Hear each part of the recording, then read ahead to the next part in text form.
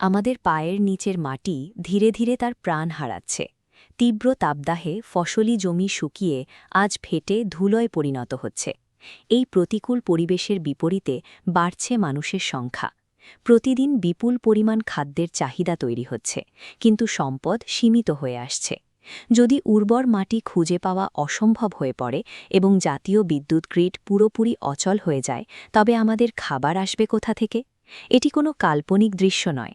বর্তমানের কৃষি পদ্ধতিগুলো এই দ্রুত পরিবর্তনশীল জলবায়ুর কাছে অসহায় হয়ে পড়ছে। টিকে থাকার জন্য আমাদের এমন এক পদ্ধতির প্রয়োজন যা মাটির সীমাবদ্ধতা এবং প্রচলিত বিদ্যুৎ ব্যবস্থার উপর নির্ভরশীল নয়। এই সংকটের আধুনিক সমাধান hall of grid solar hydroponics. এটি এক স্বয়ংসম্পূর্ণ প্রযুক্তি যা প্রথাগত চাষাবাদ পদ্ধতিকে নতুনভাবে সংজ্ঞায়িত করে। মাটির প্রয়োজন নেই, গাছের শেকড় পুষ্টিগুণে ভরা জলীয় দ্রবণে নিমজ্জিত থাকে। পাম্পের মাধ্যমে এই পানি প্রবাহিত হয়, ফলে শেকড় খাবার পায়। পুরো প্রক্রিয়া চলে সৌরশক্তিতে। প্যানেলগুলো বিদ্যুৎ উৎপাদন করে পাম্প সচল রাখে।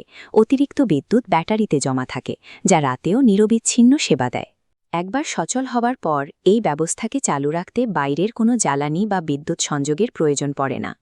এভাবেই সৌরশক্তি আর পানির একটি বন্ধচক্র গড়ে ওঠে, যা সরাসরি আমাদের খাদ্য নিরাপত্তা নিশ্চিত করে। একবারই ধূসর মরুভূমির কথা ভাবুন।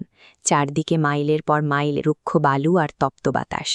এখানে বিদ্যুৎ সংযোগ নেই এবং চাষ করার মতো এক বিন্দু উর্বর মাটিও অবশিষ্ট নেই। অফগ্রিড হাইড্রোপনিক্স এই চরম প্রতিকূলতাকেও জয় করতে সক্ষম। এটি ভৌগোলিক সীমাবদ্ধতা কাটিয়ে যে কোনো স্থানে ফসল ফলানোর সুযোগ করে দেয়। বাইরের তপ্ত বালুকারাশির মাঝেও একটি ছোট গ্রিনহাউসের ভেতর জন্ম নিতে পারে সতেজ এবং উচ্চ ফলনশীল ফসল। এই স্বয়ংসম্পন্ন পদ্ধতি প্রমাণ করে যে পৃথিবীর যে কোনো প্রান্তে খাদ্য উৎপাদন এবং বেঁচে থাকা সম্ভব। আমরা এখন এমন এক যুগে প্রবেশ করছি যেখানে মাটির গুণাগুণ বা আকাশের বৃষ্টির ওপর আমাদের আর নির্ভরশীল হতে হবে না। সূর্য আর পানির এই সমন্বয় আমাদের প্রকৃত স্বাধীনতা দেয়। এই দুই অফুরান শক্তির মেলবন্ধনে আমরা গড়ে তুলছি আমাদের ভবিষ্যৎ। এটি মানব সভ্যতার টিকে থাকার এক নতুন কৌশল, যেখানে প্রকৃতির প্রাকৃতিক